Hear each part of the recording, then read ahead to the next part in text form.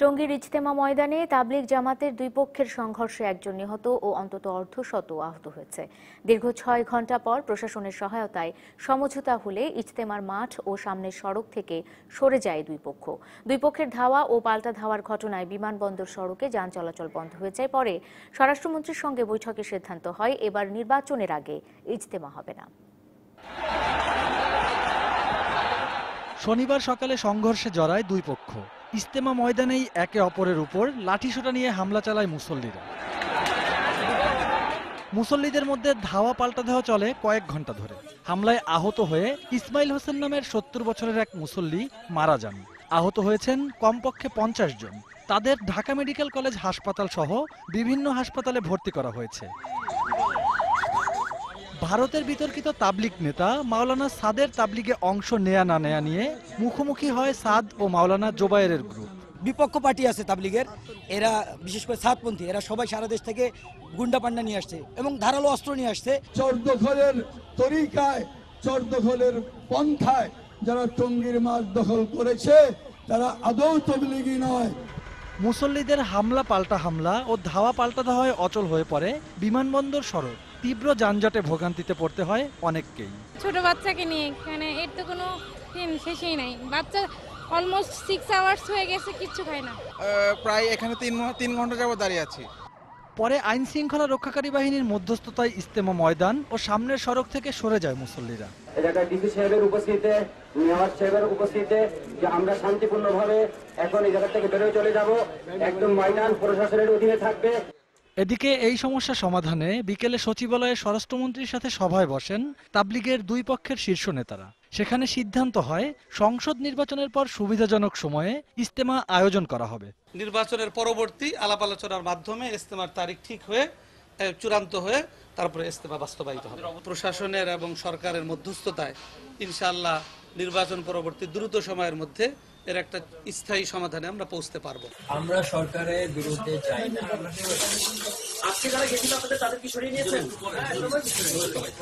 Election পর্যন্ত সব ধরনের ইজতেমার কার্যকলাপ বন্ধ থাকবে এবং সারা দেশব্যাপী। এটা এখন থেকে ইজতেমার মাঠ প্রশাসনের নিয়ন্ত্রণে থাকবে, প্রশাসন সেটা নিয়ন্ত্রণে রাখবে। সেখানে আর কেউকে আমরা অ্যালাউ করব না।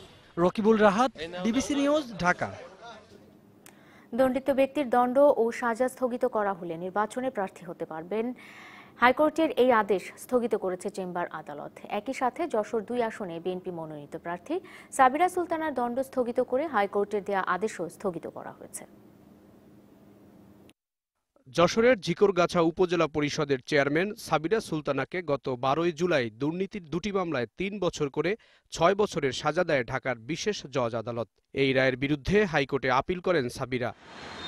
গত ৩০ জুলাই তার আপিল গ্রহণ করে গত ৬ আগস্ট বিচারপতি আবু বকরের একক বেঞ্চ তাকে ৬ মাসের জামিন দেয়। পরে গত ১৪ অক্টোবর বিচারপতি শওকত হোসেনের বেঞ্চে দণ্ড ও সাজা স্থগিত চেয়ে আবেদন করা হয়।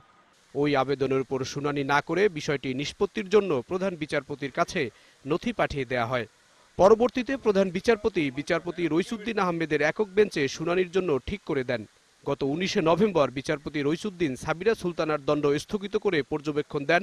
সাজা ও দণ্ড স্থগিত হলে দণ্ডিতরা নির্বাচনে প্রার্থী হতে পারবেন। অপরদিকে গত ২৭ নভেম্বর বিএনপির ৫ নেতার দণ্ড স্থগিত করার আবেদন খারিজ করে দেয় হাইকোর্টের একটি দ্বৈত বেঞ্চ। আদেশে পর্যবেক্ষণ দেওয়া হয়, দণ্ডিত ব্যক্তির আপিল চলমান থাকলে নির্বাচনে প্রার্থী হতে পারবেন না। হাইকোর্টের দুটি বেঞ্চে বিপরীতমুখী আদেশ দেয় চেম্বার আদালতের দ্বারস্থ হয় রাষ্ট্রপক্ষ। শনিবার চেম্বার বিচারপতি হাসান ফয়েজ সিদ্দিকী ৩ পক্ষের আইনজীবীর শুনানি শেষ করে সাবিরা সুলতানার দণ্ড স্থগিত করে দেয়া হাইকোর্টের আদেশ স্থগিত করে বিষয়টি বিস্তারিত শুনানির জন্য আপিল বিভাগের পূর্ণাঙ্গ বেঞ্চে পাঠিয়ে দেন।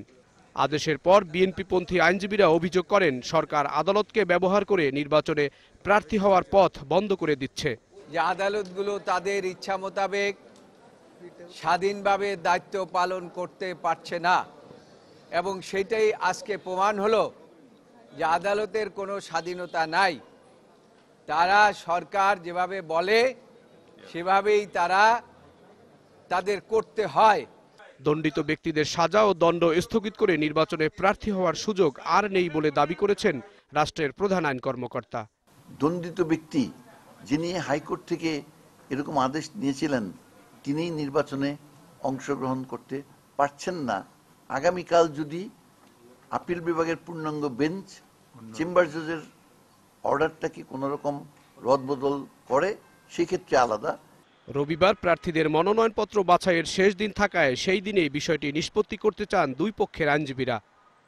Zahid Hasan, DBC news, Dhaka. এবার গোল্ড মার্ক বিস্কুট নিবেদিত নির্বাচনের খবর।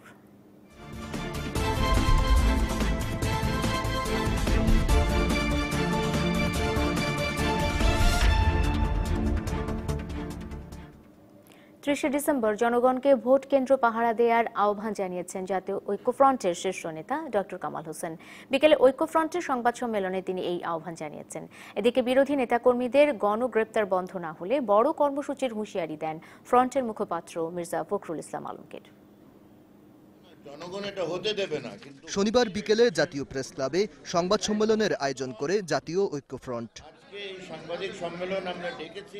এতে সুষ্ঠু নির্বাচনের জন্য নির্বাচন কমিশনকে দলীয় আনুগত্যের ঊর্ধ্বে উঠে কাজ করার আহ্বান জানান ডক্টর কামাল হোসেন। তার দাবি, এখনো পর্যন্ত সুষ্ঠু নির্বাচনের পরিবেশ নেই।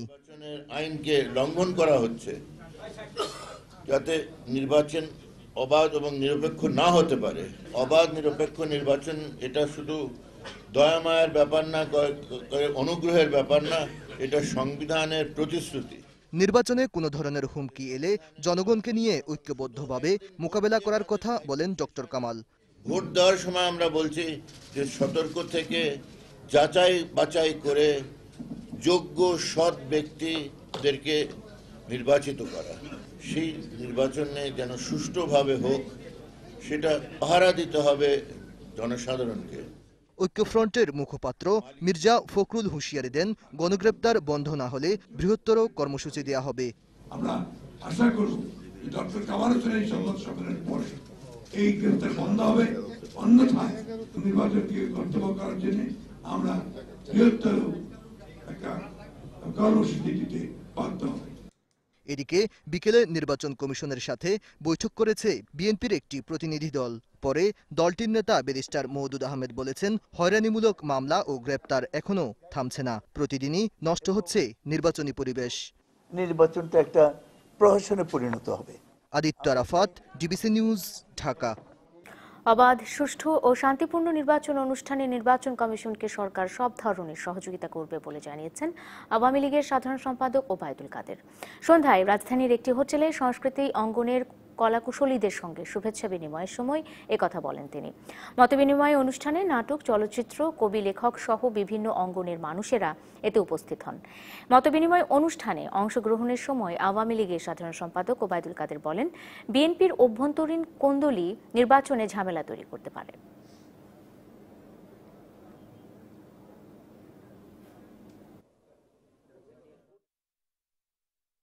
নির্বাচন কমিশনকে কর্তৃত্বপূর্ণ স্বাধীন ভূমিকা পালনে যত প্রকার সহযোগিতার দরকার সরকারের পক্ষ থেকে আমরা সর্বাত্মক সহযোগিতা দিয়ে যাব।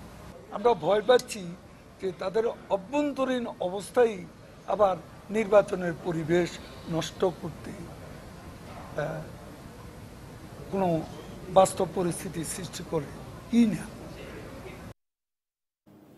এখন দেখবেন অল টাইম বাটারবানের সৌজন্যে ভোটের বার্তা।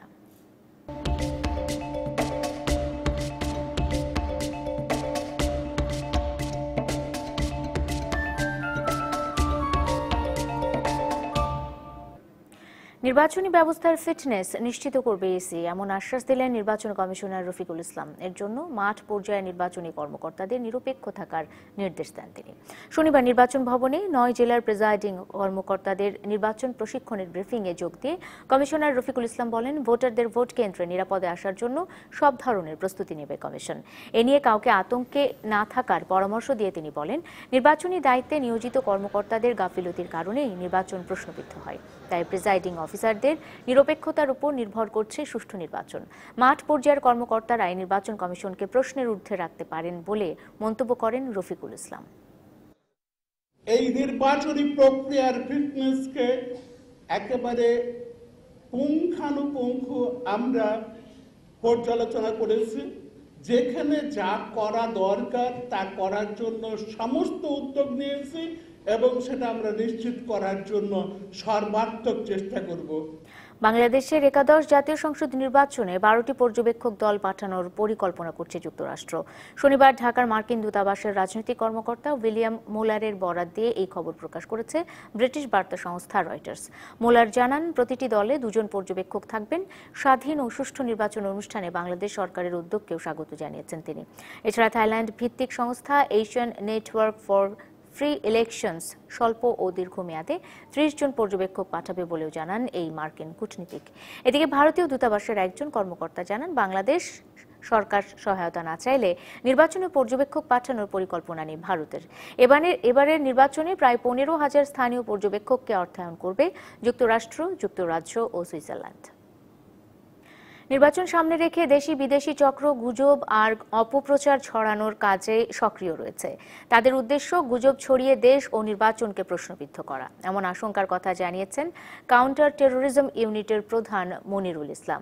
শনিবার সকালে রাজধানীর সেগুন বাগিচায় একটি হোটেলে আয়োজিত গোল টেবিল বৈঠকে তিনি আরও জানান, নির্বাচন সামনে রেখে এই চক্র আরও বেশি সক্রিয় হচ্ছে।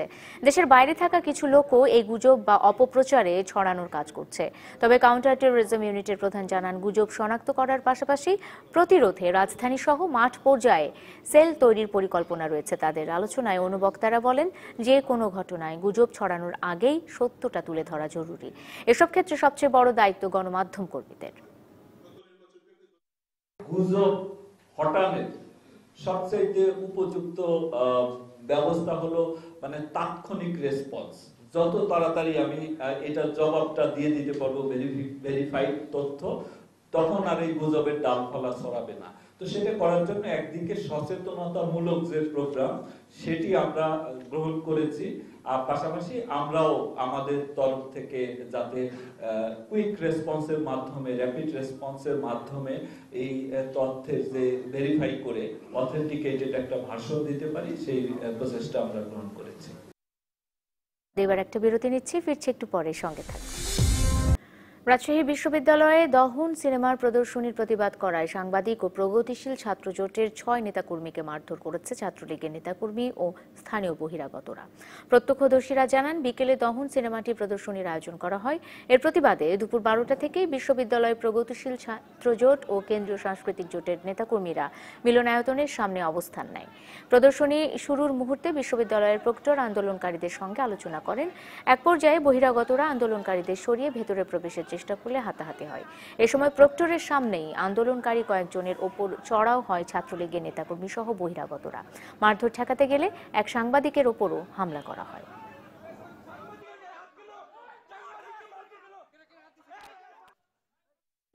এবার বিজয়ের 47 বছরে ডিবিসির আয়োজন।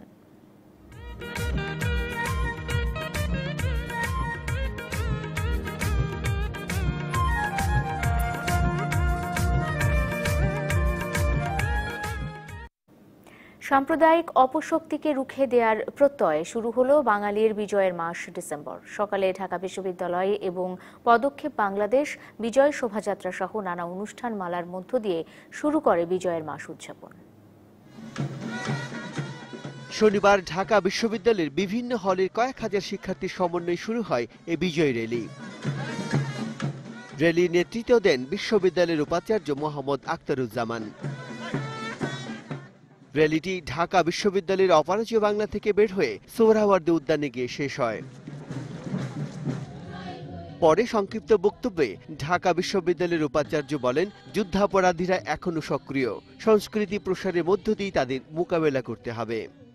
পুরানো মদ নতুন বোতলে আবির্ভূত হয়েছে, ষড়যন্ত্রের ধারাটি, ষড়যন্ত্রের বিষ বাষ্প এমন অবস্থায় যে ওল্ড ওয়াইন ইন নিউ বোতল। আমরা যে কোনো ধরনের ষড়যন্ত্রের ছককে মুছে দিয়ে দূরীভূত করে বিজয়ের মাসের যে র্যালি, সেই র্যালির যে মহান বাণী, সেটি 30শে ডিসেম্বরেও এই বাঙালি জাতি অর্জন করবে।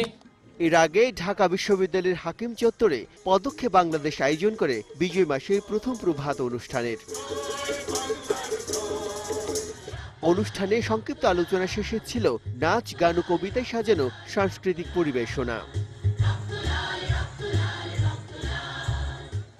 এদিকে বিজয়ের মাস উপলক্ষে রাজধানীতে র্যালি বের করে ন্যাশনাল ফ্রিডম ফাইটার ফাউন্ডেশনও। বিজয় কুমার দাস, ডিবিসি নিউজ, ঢাকা। চলে গেলেন মুক্তিযোদ্ধা বীর প্রতীক তারামন বিবি। রাত 1টার দিকে কুড়িগ্রামের রাজীবপুর উপজেলার কাচারিপাড়ায় নিজ বাড়িতে শেষ নিঃশ্বাস ত্যাগ করেন তিনি।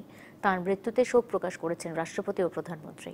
দুপুরে রাজীবপুর উপজেলা পরিষদ চত্বরে বীর প্রতীক তারামন বিবির নামাজে জানাজা শেষে রাষ্ট্রীয় মর্যাদায় পারিবারিক কবরস্থানে তাঁকে দাফন করা হয়।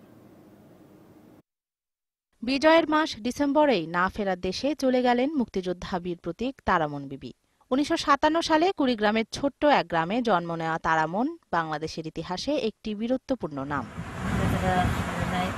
দীর্ঘদিন ধরে ফুসফুসের জটিলতায় শ্বাসকষ্ট ও কাশিতে ভোগেন। এছাড়া তার ডায়াবেটিস ও হার্টেও সমস্যা ছিল। ঢাকার সম্মিলিত সামরিক হাসপাতালে চিকিৎসা শেষে গত সপ্তাহে রাজীবপুরে নিজ বাড়িতে ফেরেন তারামন বিবি। আবারও অসুস্থ হয়ে পড়লে শুক্রবার রাত 1টার দিকে শেষ নিঃশ্বাস ত্যাগ করেন এই বীর প্রতীক। তারামন বিবির মৃত্যুতে শোকের ছায়া নেমে এসেছে রাজীবপুরের কাচারিপাড়ায়। এই যাবত সরকারে আমার মার প্রতি খেয়াল রাখছে, আমাদের দিকে খেয়াল রাখছে। সরকার জানে আমাদের পিছপেজা না হয়। আমরা তার সন্তত পরিবারের সদস্যদের পাশে আছি। রাষ্ট্রীয়ভাবে তাকে যে জানাজা সালামি দেওয়া হয় তার সকল প্রিপারেশন নেওয়া হয়েছে। তারামন বিবি আমাদের মুক্তিযুদ্ধের ইতিহাসে একটি উজ্জ্বল নক্ষত্র ছিল। তাদের কাছ থেকে নানান তথ্য নিয়ে নানানভাবে আমাদেরকে সহযোগিতা দিয়েছে। যুদ্ধের সময় মুক্তিযোদ্ধাদের ক্যাম্পে রান্না করা, তাদের অস্ত্র লুকিয়ে রাখা ও পাকিস্তানি বাহিনীর খবর সংগ্রহ করতেন তিনি। এরপর তারামন বিবির সাহস ও শক্তির পরিচয় পেয়ে তাকে অস্ত্র চালানো শেখান মুহিব হাবিলদার। একসময় তিনি 11 নম্বর সেক্টরের আওতায় সম্মুখ যুদ্ধে অস্ত্র হাতে হানাদার বাহিনীর বিরুদ্ধে লড়াই করেন। সে সময় তিনি ছিলেন 14-15 বছরের কিশোরী। মুক্তিযুদ্ধের সাহসিকতার জন্য 1973 সালে বাংলাদেশ সরকার তারামন বিবিকে বীর প্রতীক খেতাব দেয়। সাহসী এই নারীকে নিয়ে কথা সাহিত্যিক আনিসুল হক লেখেন বীর প্রতীকের খোঁজ নামক বই। এছাড়া করিমন বেওয়া নামক একটি বাংলা নাটকের কেন্দ্রীয় চরিত্র ছিলেন তারামন বিবি। DBC news desk. এবারে দেখবেন protector wooden door election express, যেখানে আমরা তুলে ধরব দেশের নানা প্রান্তের মানুষের নির্বাচন ভাবনা।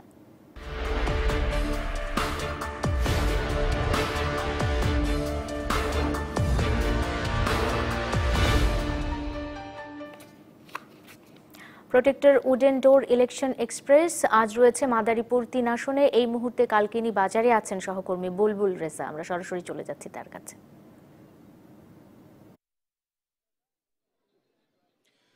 প্রোটেক্টর উডেন ডোর নিবেদিত ডিবিসি ইলেকশন এক্সপ্রেস আজ সারাদিন ছিল মাদারীপুর জেলার 3টি সংসদীয় আসনে। একাদশ জাতীয় সংসদ নির্বাচনকে সামনে রেখে এই আসনের যারা ভোটার রয়েছেন তাদের সাথে আমরা কথা বলেছি, জানার চেষ্টা করেছি তাদের নির্বাচন কেন্দ্রিক ভাবনার খবর। এই মুহূর্তে আমাদের সঙ্গে যুক্ত হয়েছেন মাদারীপুর 3 সংসদীয় আসনের কয়েকজন ভোটার। আমরা জানার চেষ্টা করব তাদের নির্বাচন কেন্দ্রিক ভাবনার খবর। শুরুতে আপনার কাছে জানতে চাই, 30 তারিখে নির্বাচন সামনে রেখে আপনারা কি ভাবছেন, কেমন নির্বাচন আশা করছেন? ধন্যবাদ আপনাকে। জাতির জনক বঙ্গবন্ধু শেখ মুজিবুর রহমানের কন্যা শেখ হাসিনা বাংলাদেশের প্রধানমন্ত্রী এবং তিনি বাংলাদেশ আওয়ামী লীগের সভাপতি। তিনি যেইভাবে রাষ্ট্রীয় প্রশংসা করেছেন এবং সারা বিশ্বে তিনি রাষ্ট্রীয় শাসনে অনেক সুনাম অর্জন করেছেন এবং সেই কারণে আমরা মনে করি যে আগামী 30 তারিখে নির্বাচনে একটি সুন্দর নির্বাচন, নিরপেক্ষ নির্বাচন হবে, যে নির্বাচনের মাধ্যমে সাধারণ জনগণ একটা গণতন্ত্র প্রতিষ্ঠা করবে এবং এই নির্বাচনের মাধ্যমেই তাদের সরকার প্রতিষ্ঠিত করবে, জাতীয় সংসদ সদস্য নির্বাচিত করবে। সেই ক্ষেত্রে আমরা মনে করি আগামী 30 তারিখে নির্বাচনে, জাতীয় সংসদ সদস্য নির্বাচনে বাংলাদেশের জনগণ, সাধারণ মানুষ তারা যেহেতু বাংলাদেশ সরকারকে ভালোবাসে, শেখ হাসিনাকে ভালোবাসে, তাদের জাতীয় সংসদ নির্বাচনে তাদেরকে ভোট দিয়ে নির্বাচিত করবে। এবং বিশেষ করে আমরা দক্ষিণাঞ্চলের মানুষ পদ্মা সেতুর জন্য আমাদের একান্ত দাবি ছিল পদ্মা সেতু। সেই পদ্মা সেতুকে যেহেতু শেখ হাসিনা তার নিজের অর্থায়নে সেই পদ্মা সেতু ঠিক সঠিকভাবে নির্মাণ করতেছে, সেই জন্য অত্র এলাকার মানুষ তাকে আরো ভোট দিয়ে নির্বাচিত করবে। তারপর আমাদের অত্র এলাকায় জাতীয় সংসদ সদস্য নির্বাচনে আমাদের একজন ভালো লোককে মনোনয়ন দিয়েছে ডক্টর আব্দুল সোহান গোলাপ, যিনি এলাকার কৃতি সন্তান এবং খুব ভালো মানুষ। তিনি ছাত্র জীবন থেকে রাজি। শুনলাম, আপনার কাছে একটু জানতে চাই যে নবীন প্রার্থীকে দেওয়া হয়েছে মনোনয়ন, আপনারা নবীন প্রার্থীর কাছে আপনাদের প্রত্যাশার জায়গাগুলো কি চান তার কাছে? ধন্যবাদ আপনাকে। আপনি যে প্রশ্ন করেছেন, বঙ্গবন্ধু শেখ মুজিবুর রহমানের লক্ষ্য এবং আদর্শের যোগ্য উত্তরাধিকার দেশরত্ন শেখ হাসিনার যে ভীষণ, সেই ভীষণ বাস্তবায়নের জন্য নতুন প্রজন্মকে অবশ্যই আবার এই আওয়ামী লীগকে ভোট দিবে এবং প্রজন্ম অঙ্গীকারবদ্ধ আওয়ামী লীগকে ভোট দিয়ে, নৌকাকে ভোট দিয়ে শেখ হাসিনাকে আবার প্রধানমন্ত্রী হিসেবে দেখতে চায়। আর আপনারা যে আমাদের তরুণ প্রার্থীর কথা বলেছেন, আমাদের প্রিয় নেতা যিনি সংসদ সদস্য ছিলেন, তিনি কালকিনিতে উন্নয়নের মাদারীপুর দিনে উন্নয়নের ব্যাপক মাইলফলক স্থাপন করেছেন। সেই ধারাকে অব্যাহত রাখার জন্য যে তরুণ প্রার্থী এসেছে আব্দুল সোবহান গোলাপ, তিনি এই কালকিনির মানুষ তাকে নৌকা অধ্যুষিত এলাকা তাকে বিপুলভাবে ভোট দিয়ে নৌকাকে বিজয়ী করবে এবং আব্দুল সোবহান গোলাপ সেই আহমা বাহাউদ্দিন নাজিমের উন্নয়নের ধারাকে অব্যাহত রাখবেন। এবং আমাদের প্রাণের দাবি, দক্ষিণবঙ্গের মানুষের প্রাণের দাবি পদ্মা সেতু। সেই পদ্মা সেতু আজকে বঙ্গবন্ধু কন্যা শেখ হাসিনার নেতৃত্বে দৃশ্যমান। সেই পদ্মা সেতু বাস্তবায়িত হবে, এই দক্ষিণবঙ্গের মানুষ উপকৃত হবে সেই প্রত্যাশা, এবং আবার মাননীয় প্রধানমন্ত্রী হবে এবং তার ভীষণ বাস্তবে সেই প্রত্যাশা। ধন্যবাদ। আপনার কাছে একটু ছোট্ট করে জানতে চাই, আপনার প্রত্যাশা কি একজন ভোটার হিসেবে আসনে? ধন্যবাদ আপনাকে। আমি একজন সাধারণ ভোটার হিসাবে আজকে জননেত্রী শেখ হাসিনা যে ক্ষমতায় ছিল, এই ক্ষমতায় থাকা অবস্থায় সাধারণ মানুষ আমরা শান্তিতে বসবাস করতে পারছি এবং দেশের অনেক উন্নয়ন হয়েছে। এই উন্নয়নের ধারাকে অব্যাহত রাখার জন্য আবার এই নৌকা মার্কাকে বিজয়ী করবে এবং এইবার যদি বিজয়ী হয় তাহলে আগামীতে আমরা সুখে শান্তিতে বসবাস করতে পারবো। এবং এই যে জননেত্রী শেখ হাসিনা যে নিজের অর্থায়নে যে পদ্মা সেতু করছে, এই পদ্মা সেতুর কাজ আমরা দক্ষিণবঙ্গের মানুষ, আমাদের প্রাণের দাবি একটাই যে পদ্মা সেতু আমরা দেখতে চাই। এই সরকারের আমলে এই সরকার এই পদ্মা সেতুটা শেষ করবে, এটাই আমাদের দৃশ্যমান দাবি। আর কালকিনিতে আমাদের যে নবীন প্রার্থী আছে, সেই প্রার্থী একজন ভালো মানুষ এবং মাটিও মানুষের নেতা এবং অসংখ্য ধন্যবাদ। প্রোটেক্টর উডেন ডোর নিবেদিত ডিবিসি ইলেকশন এক্সপ্রেস আগামীকাল থাকবে বরিশাল জেলায়। আসনে একাদশ জাতীয় সংসদ নির্বাচনকে কেন্দ্র করে বরিশাল জেলার প্রতিটি সংসদীয় আসনের ভোটারদের সাথে কথা বলবে, জানাবে তাদের নির্বাচন কেন্দ্রিক চিন্তা ভাবনার খবর। সঙ্গে থাকুন ডিবিসি ইলেকশন এক্সপ্রেসের। সারা দেশের মতো এবার ভোটের হাওয়া বইছে বিলুপ্ত ছিটমহলগুলোতেও। বাংলাদেশের নাগরিকত্ব পাওয়া কুড়িগ্রামের দাসিয়ার ছড়া সহ ১১১টি ছিটমহলের ভোটারদের মাঝে উৎসবের আমেজ। প্রথমবারের মতো ভোট দেওয়ার প্রস্তুতি চলছে সবখানে। ৬৮ বছর পর ২০১৫ সালের ৩১ আগস্ট বাংলাদেশ ভারত ছিট বিনিময় হয়। এতে বাংলাদেশের নাগরিকত্ব পায় কুড়িগ্রাম, লালমনিরহাট ও পঞ্চগড় জেলার ১১১টি বিলুপ্ত ছিটমহলের প্রায় ৪০,০০০ মানুষ। প্রায় ২০,০০০ মানুষ ভোটার তালিকায় অন্তর্ভুক্ত হয়েছেন। একাদশ জাতীয় সংসদ নির্বাচনে এবারই প্রথম ভোট দিতে পারবেন বলে খুশি তারা। ইলেকশনে আমরা মন্ত্রী এমপি গঠন করব, আমার খুব আনন্দের বিষয়। আমরা হাসিনা সরকারকে এবার ভোট দিয়ে জয়যুক্ত করব। এখন আমরা আরো উন্নত চাই, আরো কই যে হাসিনা সরকার হোক। যে কোনো সরকারে এখানে আসুক, দেশের ছাড়ার মানুষ যেন এইরকম সুখে শান্তিতে বাস করতে পারে। আমার সিটের মানুষের জন্য মহব্বত করবে, একবার তাকে দেখবি, তাকে ভোট দেব। ভোটাররা যাতে নির্বিঘ্নে ভোট দিতে পারে সে ব্যাপারে প্রয়োজনীয় ব্যবস্থা নেওয়া হয়েছে। তারা যেন সুষ্ঠু অবাধে তাদের পছন্দের প্রার্থীকে ভোট দিতে পারে, সেজন্য নির্বাচন কমিশন প্রয়োজনীয় পদক্ষেপ গ্রহণ করবেন।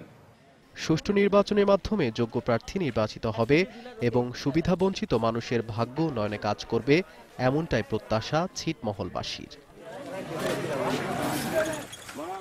DBC news desk. খ্যাতিমান আলোকচিত্রী আনোয়ার হোসেন মারা গেছেন। শনিবার সকালে রাজধানীর পান্থপথের একটি হোটেল থেকে তাঁর মরদেহ উদ্ধার করা হয়। তিনি ৫ বার সেরা চিত্রগ্রাহক হিসেবে জাতীয় চলচ্চিত্র পুরস্কার পেয়েছেন। ১৯৪৮ সালের ৬ অক্টোবর পুরান ঢাকার আগা নবাব দেউড়িতে জন্মগ্রহণ করেন তিনি। ১৯৬৭ সালে তাঁর আলোকচিত্র জীবনের শুরু। আনোয়ার হোসেন ৬০টিরও বেশি আন্তর্জাতিক পুরস্কার পেয়েছেন। তিনি সূর্য দীঘল বাড়ি, এমিলের গোয়েন্দা বাহিনী পুরস্কার, অন্যজীবন ও লাল সালু চলচ্চিত্রের জন্য শ্রেষ্ঠ চিত্রগ্রাহক হিসেবে জাতীয় চলচ্চিত্র পুরস্কার পেয়েছেন। হুমায়ুন আহমেদ পরিচালিত শ্যামল ছায়া চলচ্চিত্রেও চিত্রগ্রাহক ছিলেন তিনি।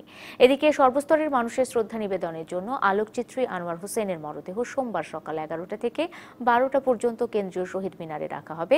এর পরপরই ঢাকা বিশ্ববিদ্যালয় কেন্দ্রীয় মসজিদে জানাজা হবে তাঁর। এরপর রাজধানীর বনানীর বুদ্ধিজীবী কবরস্থানে দাফন করা হবে আলোকচিত্রী আনোয়ার হোসেনের মরদেহ। এবারে জানাবো এনআরবিসি ব্যাংক অর্থ ও বাণিজ্যের খবর।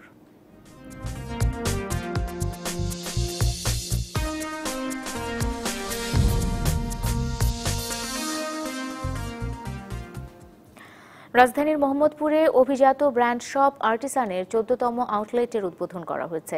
পুলিশের ডিআইজি মাহবুব হুসাইন এই আউটলেটের উদ্বোধন করেন। এ সময় উপস্থিত ছিলেন ক্রিকেটার তাসকিন আহমেদ এবং আরাফাত সানি, আর্টিসানের চেয়ারম্যান অনিতা গোমেজ, ব্যবস্থাপনা পরিচালক Ali Ahmed Russell, CEO Shamim Alam, manager operation M Hasan Apu, lady ambassador outlet operation Kabita Gomez.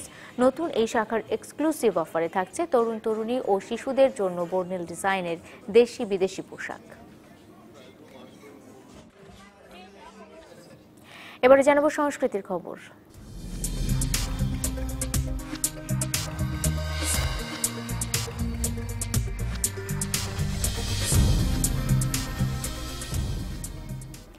নদীমাতৃক বাংলাদেশের নানা অঞ্চলের নৌকার আলোকচিত্র নিয়ে শিল্পকলা একাডেমিতে শুরু হলো প্রদর্শনী বাংলাদেশের নৌকা। অন্যদিকে ধানমন্ডির দৃক গ্যালারিতে শেষ হলো পথশিশুদের শিল্পকর্ম নিয়ে আয়োজিত প্রদর্শনী ওথ টু জয়।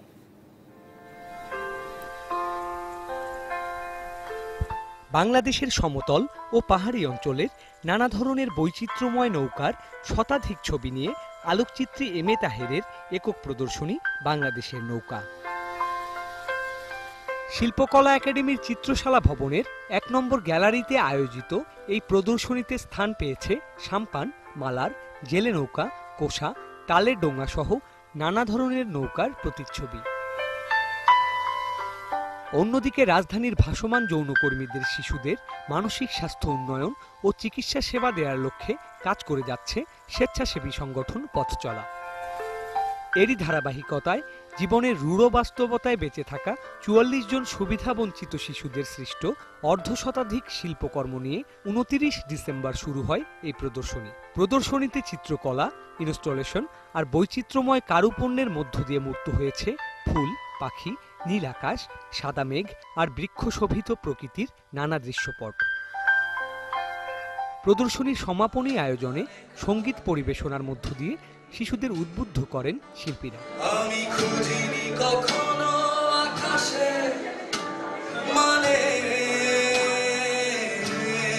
Sourav Bappa, DBC news, Dhaka.